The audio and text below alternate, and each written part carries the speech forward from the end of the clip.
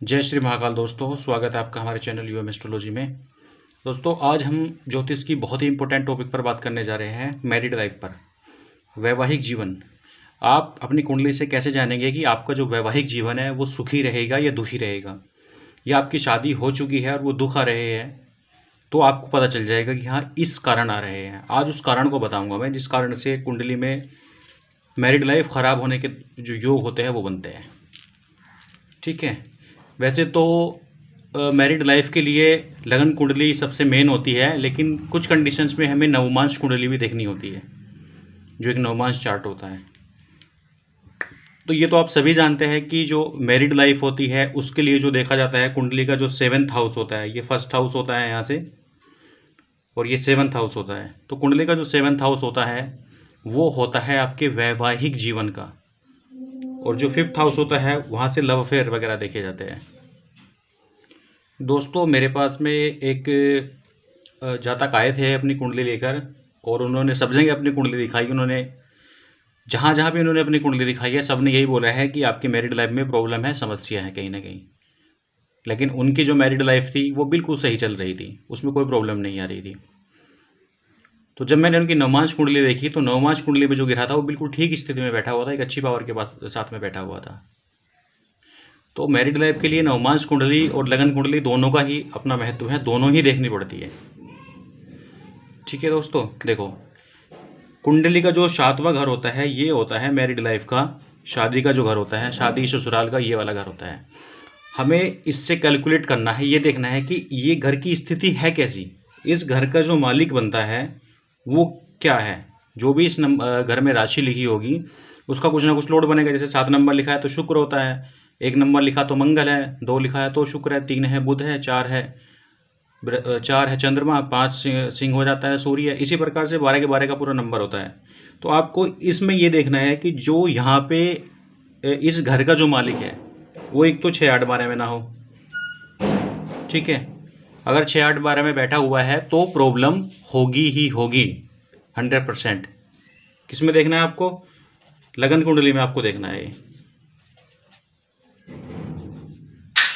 आपको लगन कुंडली में देखना है 6 8 12 में ना बैठा हो। सप्तमेश जो है आपका, पहली कंडीशन ये है 6 8 12 में ना बैठा हो, ना हो। ठीक है दोस्तों।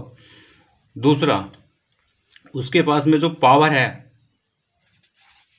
जो डिग्री है सप्तमेश के पास में, सप्तमेश के पास में 1 डिग्री, 2 डिग्री, 29 डिग्री, 30 डिग्री अगर ये है तो भी मैरिड लाइफ ख़राब होगी ही होगी, तो भी मैरिड लाइफ आपकी ख़राब रहेगी, अच्छी नहीं रहेगी।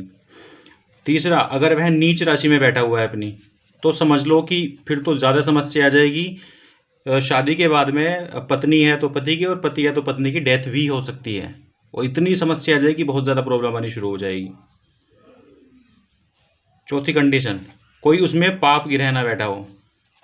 पाप ग्रह कौन कौन से होते हैं? राहु और केतु, ये पाप ग्रह में आते हैं। शुक्र शनि भी होता है, लेकिन मेन जो पाप ग्रह में आता है वो राहु और केतु ही होते हैं। ठीक है। अगर शनि इसमें इस घर में बैठा है, चाहे वो किसी भी लगन की कुंडली है, इस घर में शनि बैठा है, तो मैरिड लाइफ, शादी जो होगी वो लेट, 100% वो लेट होनी ही होनी है। अगर इस घर में शनि बैठा हुआ है, चाहे किसी भी लगन की कुंडली हो, चाहे कुछ भी हो, अगर यहाँ शनि बैठा है तो शादी लेट होगी ही होगी, 100% है ये। ठीक है दोस्तों, एक आपको देखना है, क्या देखना है? महादशा। इस घर में जैसे 7 नंबर है, यहाँ 6 नंबर लिखा है अद्भुत, 7 नंबर लिखा है तो शुक्र, 12 नंबर लिखा है तो बृहस्पति। इस घर में जो भी ग्रह बैठा है उसकी अगर महादशा आ जाए सप्तमेश की, तो भी समस्या आनी ही आनी है। या इस घर पर, ठीक है, 7वें घर पर दृष्टि अगर पड़ रही है, 7वें घर पर मारक ग्रह की दृष्टि है, तो समझ लो मैरिड लाइफ डिस्टर्बेंस होनी ही होनी है। ठीक है। मान लीजिए यहाँ पर कोई मारक ग्रह बैठा हुआ, मान लीजिए यहाँ पर कोई राहु या केतु, यहाँ राहु बैठा हुआ है मान लीजिए, और यहाँ केतु बैठा हुआ है, तो केतु की सीधी दृष्टि यहाँ पे आ रही है और राहु ऑलरेडी यहाँ बैठा हुआ है, तो समझ लो ये अनंत काल सर्प दोष की कंडीशन में बन जाती है, अगर सारे ग्रह एक तरफ हो जाते हैं तो ये मैरिड लाइफ में देखिए, इसमें राहु बैठा हुआ है, ठीक है, और मान लीजिए शुक्र यहाँ केंद्र में या शुक्र कहीं भी बैठा हुआ है, राहु यहाँ बैठा हुआ है, राहु के पास में अच्छी खासी डिग्री है, 7-8 से ऊपर डिग्री है और 22-23 से नीचे डिग्री है, और ये महादशा आ गई है राहु की, तो समझ लीजिए ये मैरिड लाइफ को ख़राब करेगा ही करेगा 100%। ठीक है दोस्तों, एक बात मैं आपको और बताना चाहूँगा, ऐसा कहते हैं कि बृहस्पति की जो दृष्टि होती है वो शुभ होती है, लेकिन बृहस्पति 10 नंबर राशि में मैरिड लाइफ में जो सबसे ज़्यादा देखा जाता है, क्या देखा जाता है, स्त्री के लिए आपको देखना है बृहस्पति की स्थिति कैसी है कुंडली में, ये तय करता है, और पुरुष के लिए आपको देखना पड़ता है शुक्र की क्या स्थिति है, इससे भी कहीं ना कहीं प्रभाव पड़ता है, और फिर उसके बाद देखना पड़ता है सप्तमेश। अगर किसी की कुंडली में, स्त्री की कुंडली में बृहस्पति बिल्कुल खराब स्थिति में है तो भी प्रॉब्लम आएगी, पुरुष की कुंडली में शुक्र खराब स्थिति में तो भी प्रॉब्लम आएगी, और सप्तमेश का तो पूरा खेल ही होता है। अगर मान लीजिए यहाँ 10 नंबर लिखा हुआ है और उसमें बृहस्पति बैठ जाए, बृहस्पति 10 नंबर की राशि में, मकर राशि में नीच का हो जाता है, तो बृहस्पति की जहाँ जहाँ दृष्टि जाएगी वहाँ वहाँ प्रॉब्लम करेगा। बृहस्पति की जो 9वीं दृष्टि आती है वो एक यहाँ पे आएगी, 7वीं दृष्टि यहाँ आती है, 5वीं दृष्टि आ जाती है, 1 2 3 4 5 यहाँ जाती है, तो यहाँ पर बुरे रिजल्ट मिलने। अगर 10 नंबर की राशि में बृहस्पति बैठा हो और उसकी दृष्टि वैवाहिक जीवन पर पड़ रही है 7वें घर पर, तो भी मैरिड लाइफ बर्बाद होनी ही है। ये मत समझना कि बृहस्पति की दृष्टि शुभ होती है, वहाँ पे वो भी नेगेटिव हो जाती है। अगर यहाँ राहु बैठा हुआ है, इस घर में केतु बैठा हुआ है, शनि बैठा हुआ है, ठीक है, या कोई भी मारक ग्रह बैठा हुआ है यहाँ पे, या ये अपनी नीच राशि में आ गया है, तो समझ लो मैरिड लाइफ तबाह हो जाएगी, बर्बाद होनी ही होनी है। और अगर यहाँ पे सिर्फ राहु बैठा हुआ है, उसकी दशा आ गई, एक्टिवेट हो गया है, तो उनका जो हस्बैंड होगा स्पेशली वो इरेक्टेड नशीले पदार्थ करता होगा और पत्नी पर हाथ भी उठाएगा, मारे लड़ाई पिटाई भी करेगा, मारा पीटी जरूर होगी उसमें। ठीक है, कई बार सूर्य के, अगर सूर्य नेगेटिव है कुंडली में, सूर्य की दृष्टि शादी पे पड़ रही है, आपके सीधे 7वीं दृष्टि पड़ रही है, तो डबल शादी के भी योग बन जाते हैं उस कंडीशन में। ठीक है दोस्तों, अगर आपकी मैरिड लाइफ अच्छी मैरिड लाइफ के क्या संकेत है, देखो आपका जो सप्तमेश है, जैसे 7 नंबर सप्तमेश अगर अपनी उच्च राशि में बैठ जाए तो भी अच्छा है। इस पर बृहस्पति की दृष्टि पड़ रही हो, बृहस्पति की दृष्टि बस मकर राशि में बैठे बृहस्पति की दृष्टि ना हो तो भी बृहस्पति की दृष्टि शुभ मानी जाती है। ठीक है, या किसी भी योग कारक ग्रह की दृष्टि पड़ रही हो, ये योग कारक ग्रह एक ये वाला हो गया, एक ये हो गया, और एक इस घर में जो बैठा ये हो गया, और केंद्र के किसी भी ग्रह की अगर दृष्टि पड़ रही है 7 नंबर को छोड़कर, किसी भी ग्रह की अगर दृष्टि इस घर पे पड़ रही है 7वें घर पर, मैरिड लाइफ पर, तो भी आपको बेस्ट रिजल्ट मिलेंगे, तो भी मैरिड लाइफ आपकी बहुत अच्छी होगी ही होगी। अगर मान लीजिए 5 नंबर है यहाँ, 5 नंबर यानी कि सूर्य की दृष्टि अब यहाँ पे पड़ जाए, अब डबल मैरिड के योग नहीं बनेंगे, अब आपको फायदा होगा। अगर सूर्य मारक होते तो यहाँ पे डबल मैरिड के योग बनते, सूर्य पॉजिटिव है, योग कारक है, उसकी दृष्टि यहाँ पड़ रही है, तो आपको फायदा ही फायदा होगा, मैरिड लाइफ अच्छी हो जाएगी।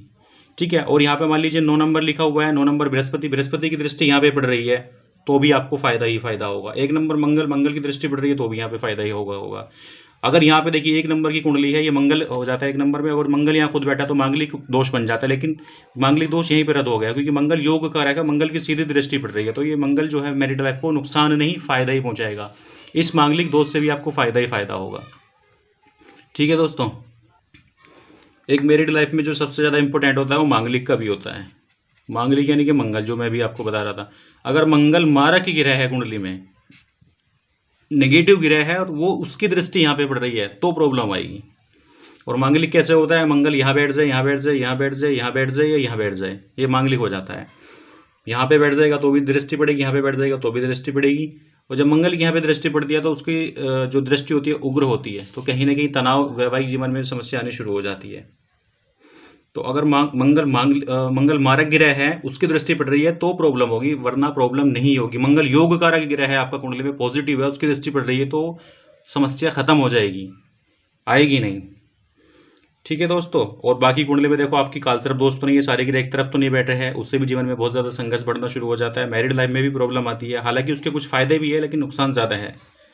तो आप देखो अपनी कुंडली में उठा के आपके सप्तमेश की क्या स्थिति है, कहीं वो 6-8-12 में तो नहीं बैठा है, 6-8-12 में बैठा है और दशा अंतर दशा आ गई है तो भी प्रॉब्लम देगा आपको। उसकी डिग्री देखो, पता चला कि उसकी 29 डिग्री है, यहाँ 7 नंबर लिखा है, शुक्र की डिग्री 29 है, तो समझ लो मैरिड लाइफ खराब है।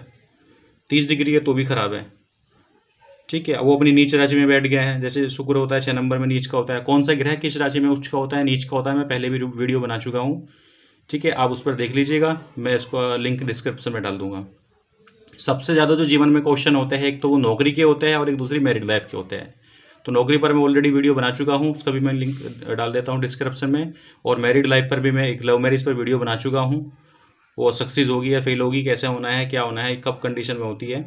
और आज वैवाहिक जीवन आपका अच्छा होगा या बुरा होगा तो आप खुद चेक कर सकते हो कुंडली के माध्यम से। और जो मैरिड है जिनके साथ हो रहा है वो भी देख सकते हो। कहीं ना कहीं सप्तमेश पीड़ित होना ही होना है। जब भी सप्तमेश पीड़ित होगा समझ लो मैरिड लाइफ में समस्या आनी ही आनी है। सप्तमेश अगर पीड़ित होगा तो समस्या आनी ही आनी है। ठीक है। हर ग्रह के अपने अपने अलग अलग उपाय होते हैं, 9 के 9 ग्रह होते हैं, तो सबके उपाय अलग अलग होते हैं। तो यहाँ अगर मैं उपाय बताने लगूंगा तो टाइम बहुत ज़्यादा हो जाएगा, वीडियो बहुत लंबी बन जाएगी। तो आप देखो आपकी मैरिड लाइफ कैसी है। स्पेशली अगर स्त्री है तो कहीं ना कहीं बृहस्पति देव की पूजा करें और बृहस्पति को प्रसन्न करने के उपाय करें। और शुक्र के लिए पुरुष जो है शुक्र का उपाय करें तो कहीं ना कहीं फ़ायदा होगा। और इस ग्रह का अगर देखिए इस घर की दशा चल रही है तो कभी भी भूल से अगर डिग्री कम है तो इसका राशि रत्न ना पहन ले आप। अगर आप इसका राशि रत्न पहन लेंगे तो बहुत प्रॉब्लम हो जाएगी, क्योंकि ये मारक ग्रह होता है कुंडली में। ठीक है दोस्तों, अगर चैनल सब्सक्राइब नहीं किया तो चैनल सब्सक्राइब कर लो। और अपने फ्रेंड सर्किल में, दोस्तों में, रिलेटिव में भी वीडियो को शेयर करो। जितनी ज़्यादा से ज़्यादा हो सके शेयर करो। चैनल अभी छोटा है, आप लोगों के प्रयास से ही बड़ा बनेगा दोस्तों। और वीडियो को लाइक कर दो। ठीक है, कोई क्वेश्चन है तो कमेंट में करो, आपको वहाँ पे जवाब मिल जाएगा। बाकी वीडियो देखने के लिए धन्यवाद।